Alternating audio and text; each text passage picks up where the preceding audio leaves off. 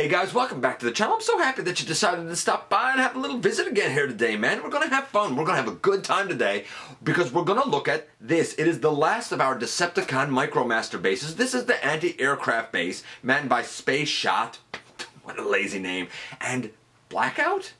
Probably not the Blackout that most of us know, but this is going to be our focus, along with these two little lads, this time around in the latest GotBot True review.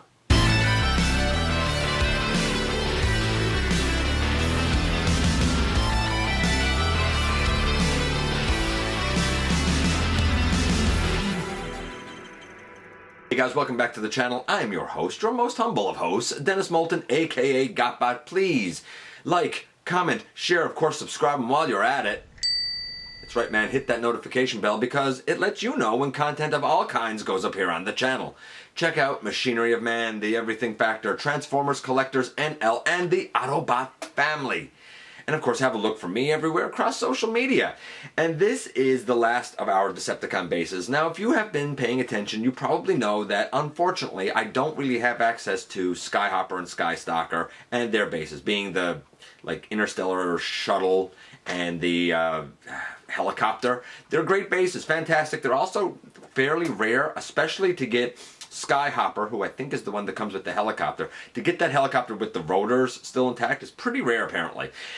I also missed out on one Autobot base, and it's the mobile battle transport. It's like a transport truck. But we covered most things here on the channel, and this is kind of the last thing for us to look at before we look at our ultimate Decepticon base. Now we looked at the ultimate Autobot base, or an update to it anyway, in episode 600. So I'm excited to see what we end up with for an ultimate Decepticon base and just how sprawling and impressive we can make it. Keep in mind that I'm not going to show that this time because we do have one more thing to look at before we set it up. So we'll do it another time, but we will kind of do the setup for it by looking at this guy and these two little lads. Now I'm going to tell you now, neither of the figures is particularly great, but this base, this base is a whole other story. In fact, without any further ado, let's head over to the table and take a closer look at these guys and this glorious base. And so today we are going to kind of conclude our look at everything to do with the G1 Micromasters. And we've looked at a lot of things concerning them over the last few months. It's been a fun trip kind of down memory lane looking at it all. And this is the last piece that I have managed to get my hands on, thanks to a good friend of the channel, Wayne. Never had the Skystalker or the Skyhopper, and there was one Autobot, I don't know, big transport truck base thing. Those three are the only things that we have not had the opportunity to take a look at here. So, that being said, this is kind of our coup de grace, if you will, until we look at our ultimate Decepticon base. Now, we're not going to look at it this time. If you remember episode 600, I said then, hey, we were going to conclude the look at all the Autobot stuff by looking at my ultimate Autobot base. But we still have one thing, even though this is the last of the Micromasters, we still have one thing I want to review, go over, so to speak, before we look at that ultimate Decepticon base. So what we'll do is when we get to the end, we'll see this guy with all the other Decepticon Micromaster bases we have. And you can see sort of the little, I don't know, fortress, Decepticon town, if you will. This is a all-terrain vehicle that is an anti-aircraft, I don't know, base, I guess. It is apparently equipped with twin 50mm cannons and triple missile launchers and bazookas, and I don't know, it has radar equipment, and basically it's a rolling fortress. I mean, it is what it is, and it is manned by Spaceshot and Blackout. Now, what's interesting about this is that when it separates, it becomes like a base, then it becomes like a super fast, kind of scout vehicle. So I love the versatility to this. It's one of my absolute favorite bases. Maybe not the biggest, but definitely one of the best. Of course, it's going to be the start, so we need to start out and look at our Micromasters first. And yes, the irony is not lost on me that this B-1 bomber jet is made up of a cunning duo who mans an anti-aircraft tank base. It's, you know, an anti-aircraft tank base, by the way, that can operate like underwater or like in the vacuum of space or whatever. You know, it's a very versatile base. Spaceshot is the back end of this plane, and he is like, I don't know, he's very brave. Like, he will kind of go in valiantly for any cause, no matter how kind of hopeless or idiotic it is. He even vehemently defends the courage and valor of his partner, Blackout, who is by rights a coward. So again, they make a nice plane when combined. They are less than stellar Micromasters, however, when apart. So to transform them, we again split these, and we will do Spaceshot first, and we fold those wings that way, and then we fold down the legs and stand him up, and I guess we can even angle back the wings, and if you want, I guess you can kind of bring his little arms forward, I suppose. And with his gaudy green face, there we have Spaceshot. We'll see him closer in just a moment. In terms of his partner over here, we will fold the arms forward, and then we will fold this whole piece up, and then we will fold down those legs and stand him up, and there is Blackout. And coming in closer to see these guys, here's what I can tell you. Their transformation is great, it's unique, it's different. I don't remember seeing these molds used for anyone else. The arms can go up and down on Spaceshot. They can't go all the way around because of the tail fin here. He can get in a seated position. His lower legs are, as is often the case with planes, all one piece, unfortunately. But he stands pretty well. He's decently balanced. Blackout over here, his arms can actually go all the way around, which is nice. Again, he can, I think, he can get in a seated position as well. But his legs, again, are one solid piece. Not a lot of people know that G1 Blackout existed or that he was a Micromaster. Most people, when they think of Blackout, think of this gigantic, sprawling movie lad, and he's extremely different from his G1 version, borrowing nothing but the name Blackout. So the transformation, probably a 10 because it's unique for Micromasters. It's something that, going through everything, I have not once encountered. As best as I could tell, 2 new molds. So yeah, okay, 10 for that. The articulation, very typical, like 4, because the lower legs are one piece. Aesthetics, you know, like paint apps by right, you have to give it a 10. But come on, these look ridiculous. Both of them look so bad that, or at least they do to me. Like, it's a 10 because we don't really have anything to compare it to. I mean, it is what it is. So objectively speaking, it kind of has to be a 10. Subjectively, these 2 goofs look like the most doofy, foolish things that I've seen in a long time. But you know what's not foolish? And you know what's not a joke?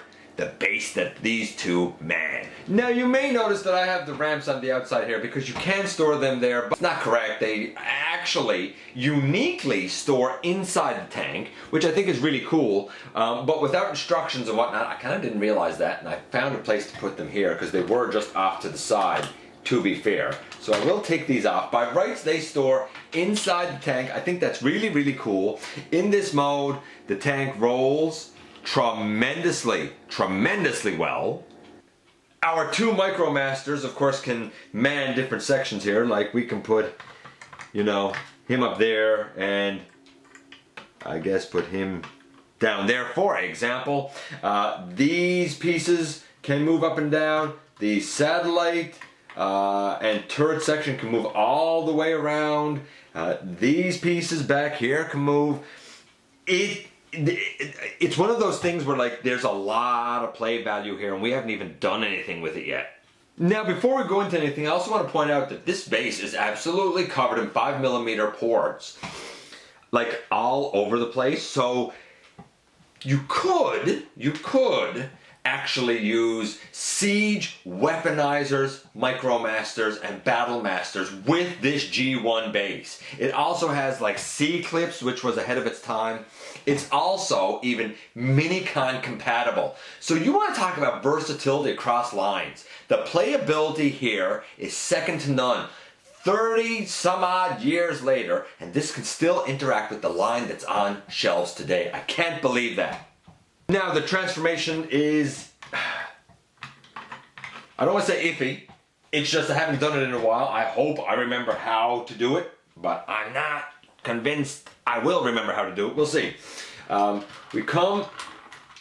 There's a way that let's take all of this off for now. There's a reason I'm taking all of this off for now, because really what happens is you open this up. I don't know if I can show it from underneath. Maybe not. Maybe I gotta show it from the back here. Like this opens out, and then this whole green section is really what like kind of exits and becomes the like little all-terrainy vehicle thing. I just don't remember exactly offhand how it is I get this started. I guess that's how. So this can roll on out, and we're going to take this away for now. We opened out this section here, and now that we got this open, see if I can sort of remember this now. Now that we got this open, right here we have one of the ramps that we can use.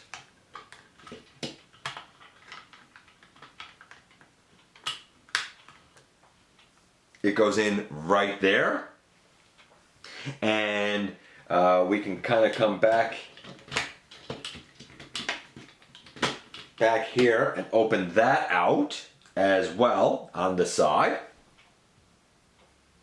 Then we can take the like turret piece that we had like a moment ago, and that turret piece can now go pegged like there's a 5mm peg right there, and the turret piece, if I can line it up, there you go, can go pegged in right there, which I think is super cool. Over here we have another, pardon me, we have another 5mm port, and we can take the,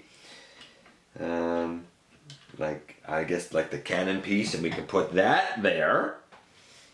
In terms of the little vehicle, again, we can just like lay that over there, I guess, for now. If you want, you can take this cannon here off, and it can go on the vehicle, which can be apparently remote controlled.